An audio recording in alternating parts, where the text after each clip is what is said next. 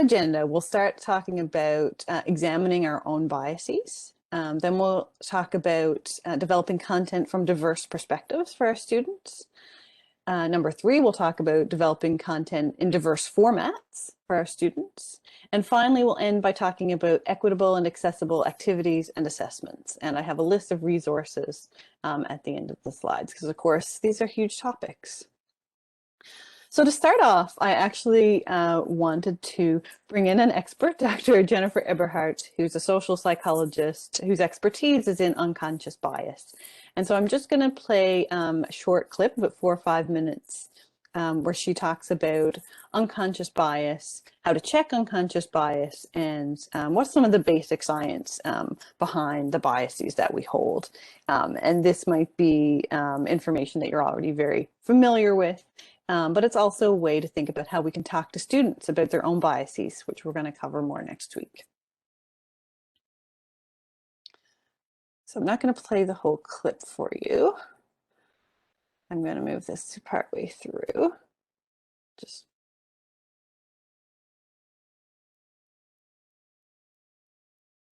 Okay, so were you able to hear that introduction? No problem there. Okay, so I'm going to start the clip from here, and I'm going to turn on the closed captioning, and then I'm going to make the whole slide bigger for you to see. Oh, looks like I got to start it over again. Apologies.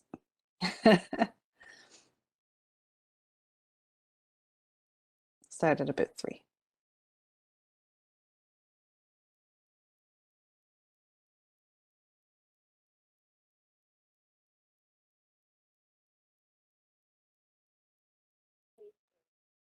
Oh, sorry about that.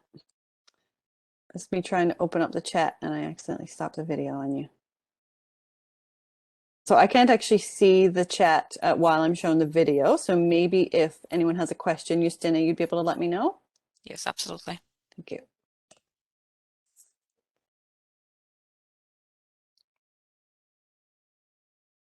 We can't hear it though, Julie. Oh, you're not able to hear that clip?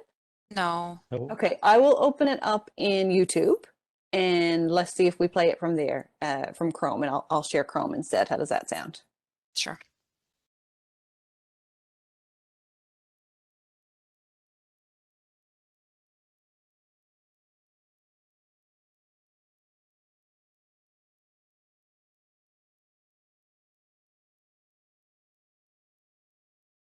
Okay. Apologies while I switch over from sharing PowerPoint to, here we go, to sharing Chrome.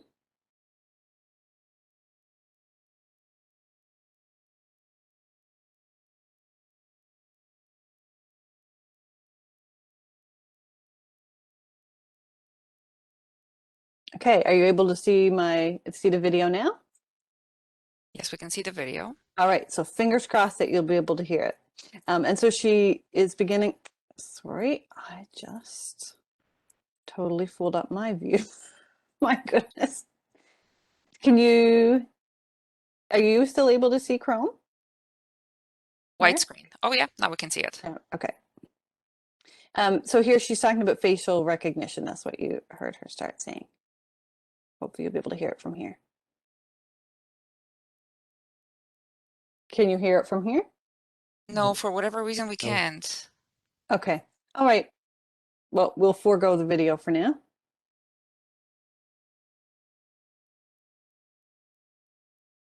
And I included the link in the slide, so you'll be able to watch it after, and I'll summarize a little bit about, here we go, summarize what she said, and we can have our own conversation about it. You got to be nothing if not flexible when you're teaching, don't you? Okay. So I think you should now be able to see my slides again. Yes. Okay.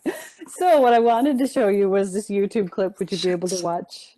Oh, did I hear someone? Sorry, that was me. Sorry, forgot to mute myself. Sorry, Justina. What she talks about is that as human beings, our brains are set up in many ways for bias.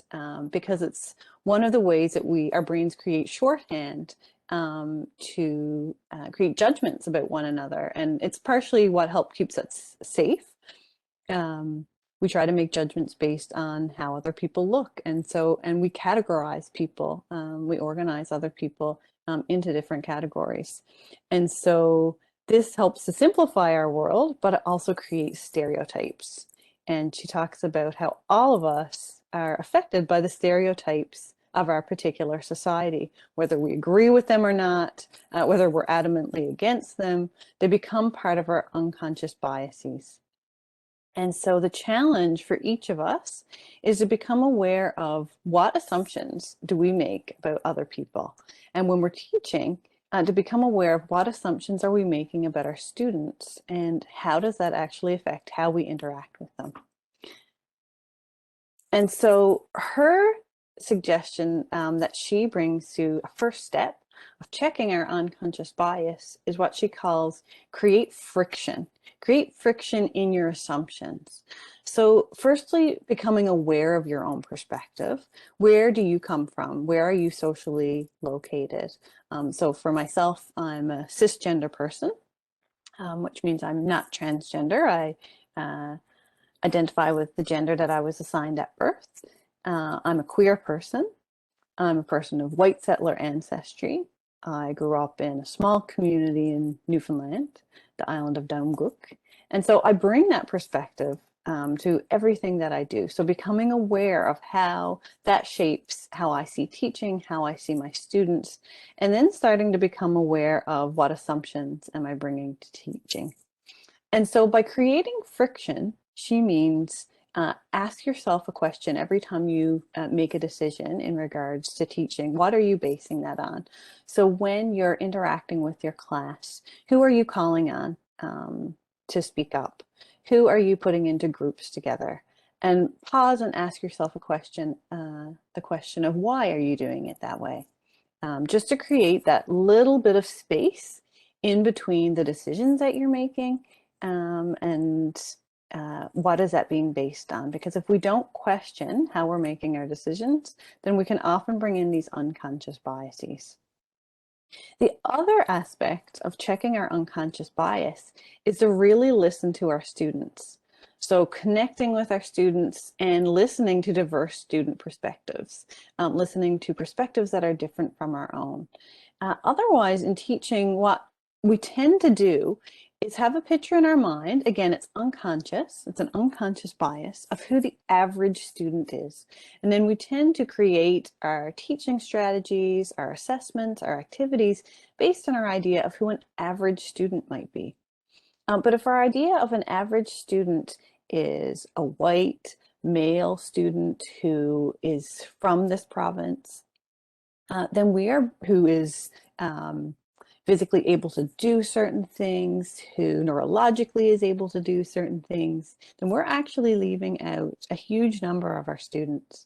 So I wanted to show you, I'm not going to show you this video, but I am including it, the YouTube video that we did of a panel last April. It's called Teaching All Students. What do diverse students want you to know? So what do a wide range of students at this university want you to know as an instructor about teaching? And so in this panel, which was part of the Teaching and Learning Conference that we did at MUN last year, I asked representatives from student organizations, from the MUN Student Disability Office, from the MUN Internationalization Office, from the Indigenous Student Support Center, from the Blunden Center, and also from Trans Support NL, to come in and talk about what did the students who they work with need most from their instructors, and what would they most want those instructors to know. And so that panel was recorded, and if you haven't seen it, I encourage you to check it out on our CITL YouTube channel. This is just a screenshot from the panel, but the link is included in the resources. So any questions before we move on to talk about some specifics of checking our bias? Or any suggestions for how you yourself in your own classroom have sort of taught yourself to check your own bias?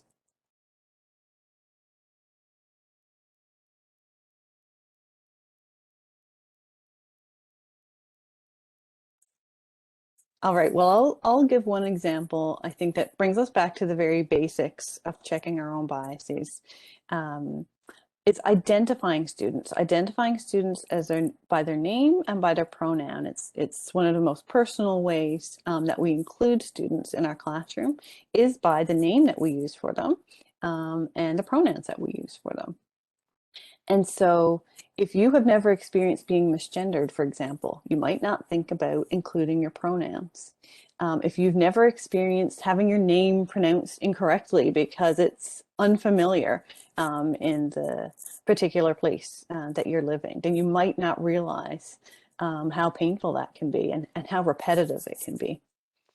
So a couple of suggestions that we have for teaching strategies when you introduce yourself, include your pronouns and invite students to share their pronouns. I know a lot more of us are starting to do that now in the last number of years. And even if students aren't comfortable sharing their own pronouns, by you including your pronouns, you're creating a space where you're open for them to know that they are able to share their pronouns with you and that you're not assuming by looking at them what their pronouns are. You can also check with students individually to confirm the name that they want to be called. So I wouldn't suggest doing this in a group setting. I'd suggest doing this individually, as well as correct pronunciation. And that's important for all students, for trans students, for international students, for any student who might prefer a name that's not the name that they have to use officially on university documents. When you receive your class list, one strategy that I've found useful is if there are any names with which I'm unfamiliar, you can actually Google the pronunciation of many names to give you a first idea of how to pronounce it correctly.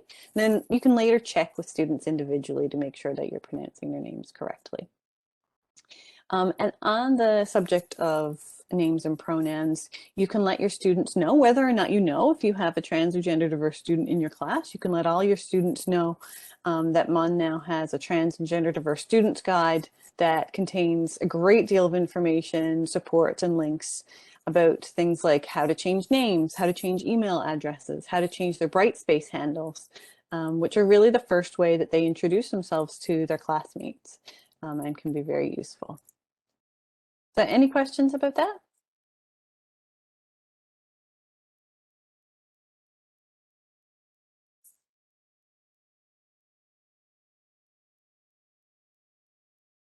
I know this is quite familiar and standard practice for many of you, but perhaps less familiar for others.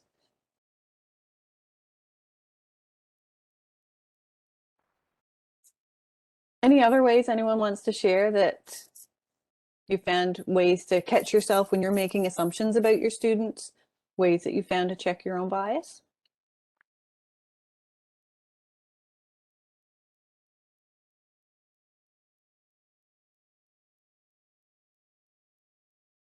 All right, not hearing any. I'll move on. So how do we include content from diverse perspectives in our class?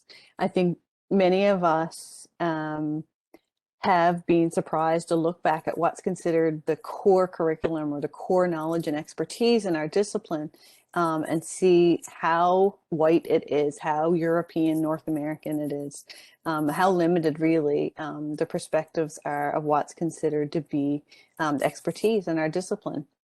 So this is something that all of us can do.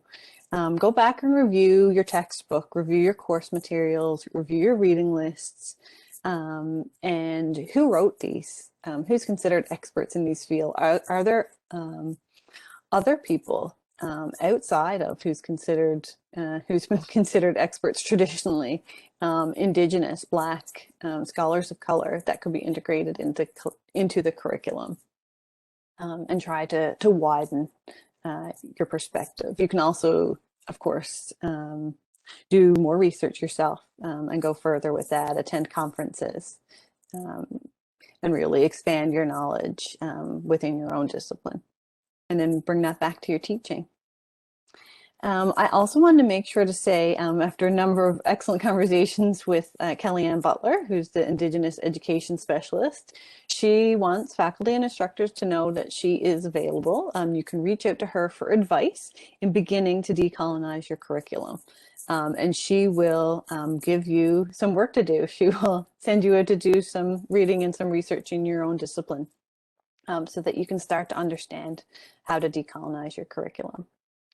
The third point I wanted to make, and it's a little bit of a nuanced point, is to consider inviting guest speakers into your course. You're one person. I'm one person. So when I teach, I'm teaching from my perspective. So if you bring guest speakers into your course from diverse perspectives, you're offering a wider variety of perspectives to your students.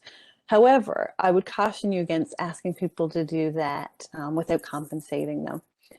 And so recognize the importance of compensating people, especially when you're asking them to talk about experiences of racism and colonialism. Look into respectful ways in your particular territory of asking Indigenous elders to share their expertise, for example. The other caution that I would want to bring to you that I've heard from Indigenous and racialized students is avoid calling on Indigenous or racialized students specifically to represent their community. Tama Fost, who's the Indigenous Student Services Coordinator who participated in the panel that I just mentioned, the Teaching All Students panel, talks a lot about that and being asked to represent Inuit culture, for example, as one person. It's a lot of pressure to put on a student, and it's not a fair use of our power as instructors. So please avoid doing that or asking students to talk about their own experiences of racism. Any comments or thoughts on that particular topic?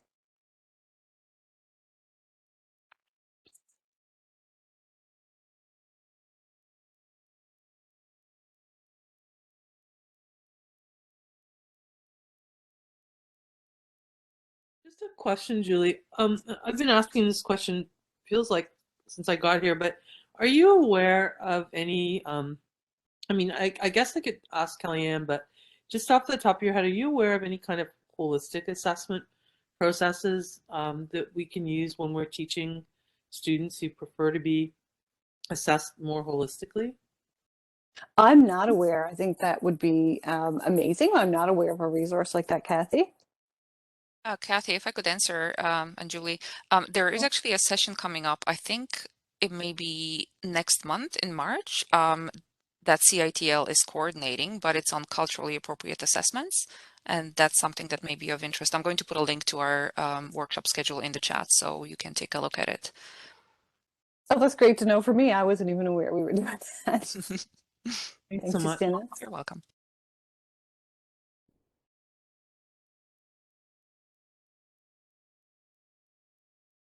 Anyone else have a comment or question there?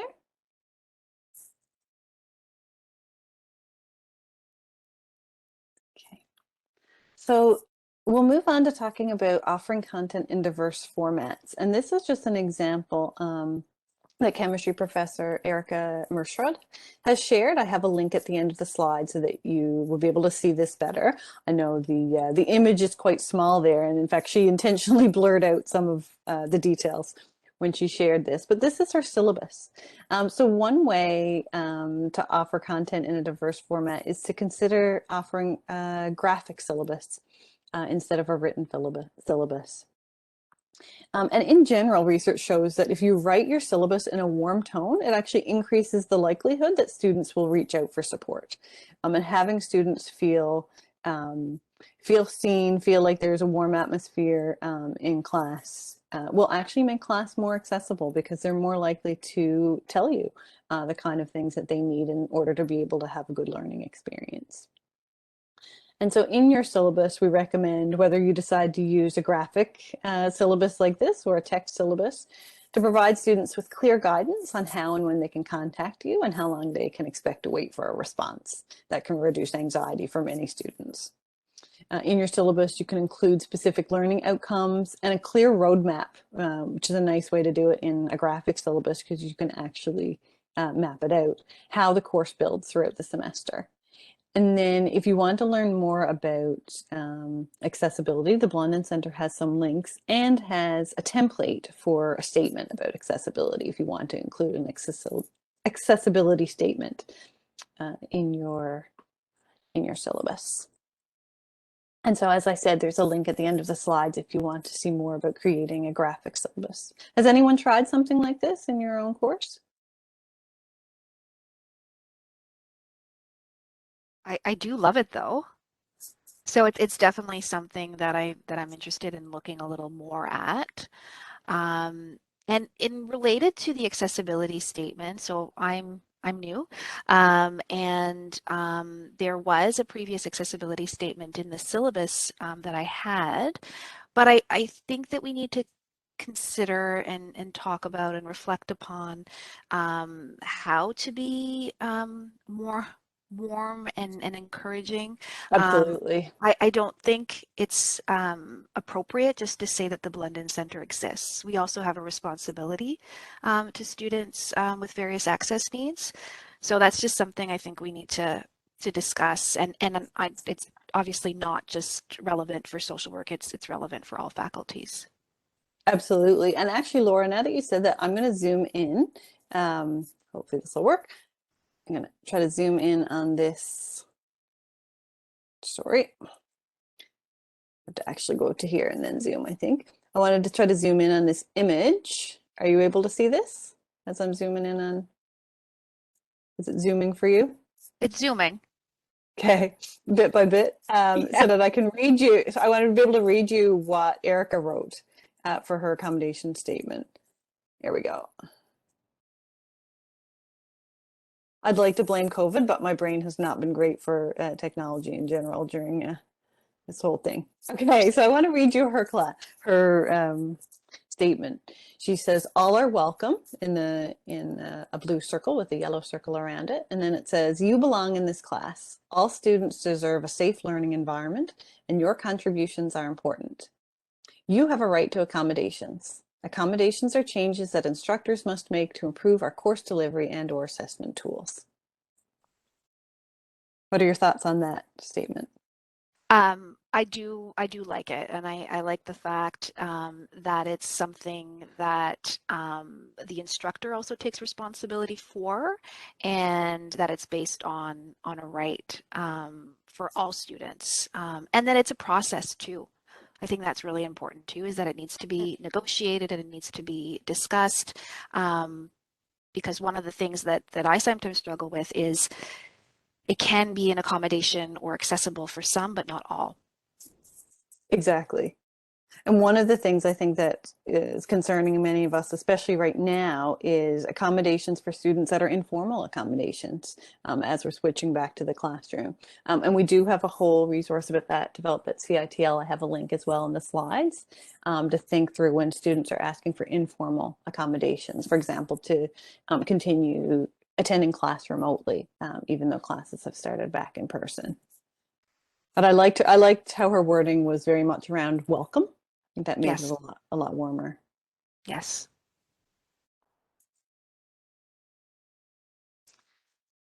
And so what about slides and videos in terms of creating content in diverse formats? One of the things that we're really encouraging instructors to do is provide recordings of virtual classes for students to watch. I know I've had students in time zones all over the world, and expecting students to attend class at 4 o'clock in the morning their time is not an equitable or accessible strategy. And so having recordings, if possible, can really help with accessibility. And then we've been talking about closed captioning. So providing closed captioning, or if that's not possible, a transcript for your video lectures. As I said, MUN's license for WebEx now allows for live captioning, as long as you use WebEx meetings, which is what we use in general for teaching. So you automatically will have access to that for your students. Chrome, newer versions of Chrome and newer versions of PowerPoint also can allow for live captioning now. And you can use Web Captioner to also provide live captioning, and that'll provide a transcript in multiple languages. So next week, when I do the second session, we can try that out and use closed captioning live. And I apologize again that I wasn't able to do it in this particular session. And you can also review universal design recommendations for slides, which I did for these slides, as I do for my own teaching, to help make them more usable by screen readers.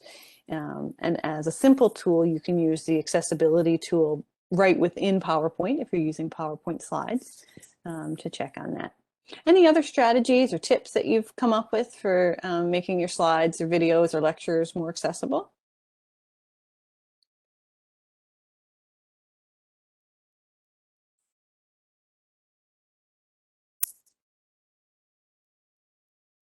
I have a link in the resources that has a whole number of tips for how to make slides more, PowerPoint slides more accessible.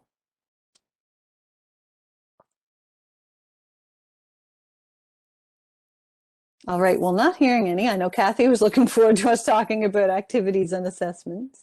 So let's consider that. How do we make activities and assessments more equitable and accessible? And really, if we could simplify it as much as possible, it's to offer a variety of options for activities and a variety of options for assessments, and then give students the choice. In some ways, this can create more work for us, but if we're sort of prepared and think about how to do that ahead of time, it doesn't have to. And I've started to offer a variety of assessments to my students every time I teach. And I'm finding that it's working quite well. Some students do enjoy the 60% final exam, but many don't. And so offering alternatives to those high stakes final exams is particularly important. And so, for example, in courses that I've taught, I've given students an option between doing a video presentation or writing an essay. Or I've given students the possibility of doing a creative activity, such as creating a video final study guide, or doing a written exam, or doing a short answer exam. There are all kinds of different ways, simple, more complex, offering more creative options.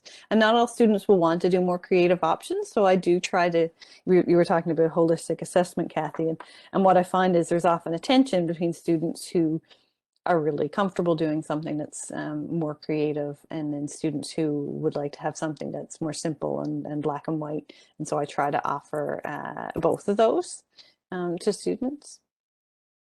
So in remote settings in particular, if you're setting an exam and you need to have a particular time range, such as 24, you could pick 24 hours, which I think many of us do now, to allow for students in a variety of time zones. And that might be if you're doing a quiz, for example, that's available, or it could be for a take-home exam.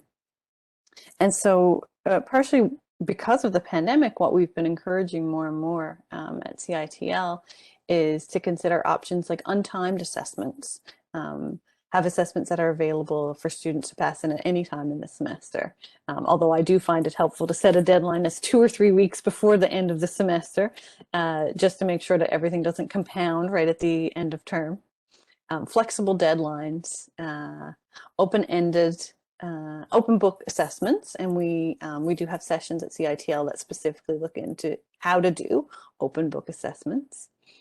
Take-home exams, and one of the challenges I think with take-home exams that a lot of instructors face is trying to avoid students working together when they want it to be an individual activity.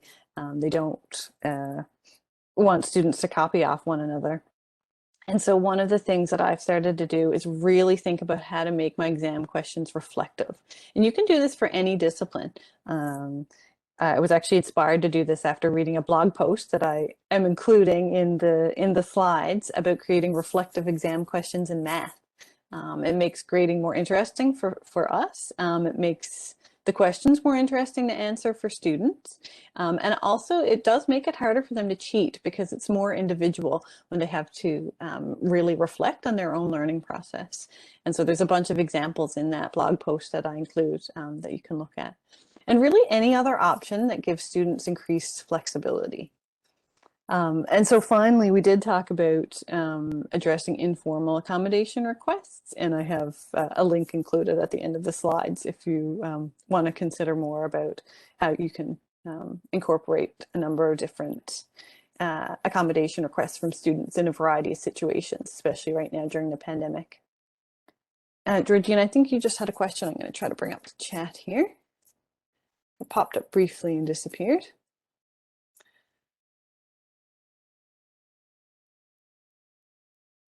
Oh, Suleiman, I didn't see your question earlier. You're wondering if you wanted us to watch the clip independently and come back to the training. Absolutely, you could have a look at that if you want to come back next Tuesday. But I'm also between now and then going to figure out how to make sure that people can hear the clip when I'm playing it, because I haven't had that problem before. So I'm going to try to problem solve that in between. And yes, Georgina, you'll get a copy of the slides and resources, and there's a whole list at the end here that have links that might be useful that we've talked about. Kathy, I know you were particularly interested in looking at assessments. What were you wondering specifically about creating equitable and accessible assessments? So, I mean, this is great. Because I think this is part of what I wonder about. But so a question about like the alternate assignments, because I encourage my students to do alternate assignments as well. Yeah. But I struggle with weighting them, right? Because Yes. often the alternate assignments take way more work than a plain written. So for instance, if I do reflective journaling, for instance, right? I have students that will submit, they'll meet the requirement, right? Handwritten, and it'll be reflective. But then I have other people that will go ahead and create some sort of digital presentation or write a song or something like that. And I know that the person that's done that has done it. It's taken them 5 times longer than to slap out a paragraph, right?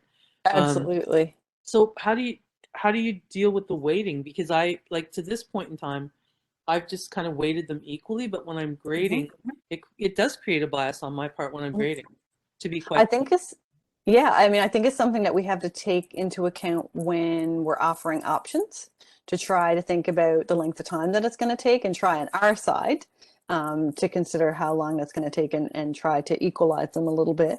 But you can also use, there's a workload calculator that we have on the CITL website to help estimate for a course how long it takes to students to do various activities. So everything from, doing a discussion forum post to doing a video presentation to doing a multiple choice exam. So you could actually use that just as a helpful little tool if you're trying to weigh out how long, you're not sure how long you could expect it to take students to do certain activities. Thanks. I appreciate that. It is good. It is really good to think about, because some of these creative activities actually take much, much longer. Yeah. Can I ask one other question? I feel like I'm dominating, but I'm just really curious. So if I have students, like Indigenous students, who in my course produce things using Indigenous ways of knowing and being, are accessing elders rather than going to, academic journals for information, things like that. That's where I really, really struggle with applying rubrics, right? Because it's counterintuitive, right, to what we're encouraging students to do. Any suggestions around that at all, or That's a fantastic question. And as you know, I'm not Indigenous myself either. So I would consult an Indigenous resource. I don't know if you know the pulling together guides for from UBC on indigenizing the curriculum and indigenizing your teaching. They're very well respected. There might be some advice in there. And it's also worth a conversation, I would say, with Kellyanne, the Indigenous education specialist. Thanks again. Because I think you're right. I mean, the idea of putting a Western rubric on something that comes from an Indigenous way of knowing is not the way that we want to be doing things. It's violence is what Yeah, it is. Right? exactly. So, yeah. Yeah.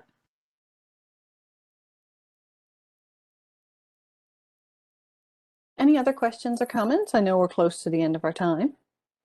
I'll show you the list of resources.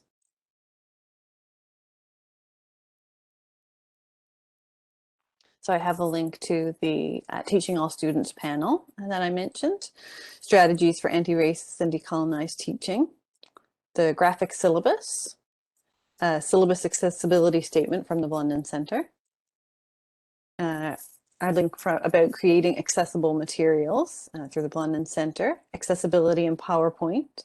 This is the blog post on reflective exam questions that I read, and I have to say, when I saw that someone was developing reflective exam questions in math, I figured anyone can do it if you can do a reflection like that in a topic like math. Then a whole A to Z of assessment methods, which I find useful to go back to if I'm trying to come up with a variety of assessment methods for students.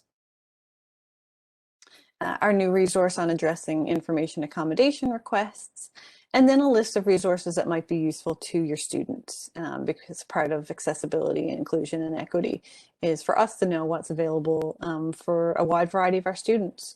So the Mon Indigenous Student Resource Center, the Internationalization Office, the Trans and Gender Diverse Student Guide, and the Blondin Center are all there. And we are at our closing time, which is 10 to 11, but any last questions or comments from anyone?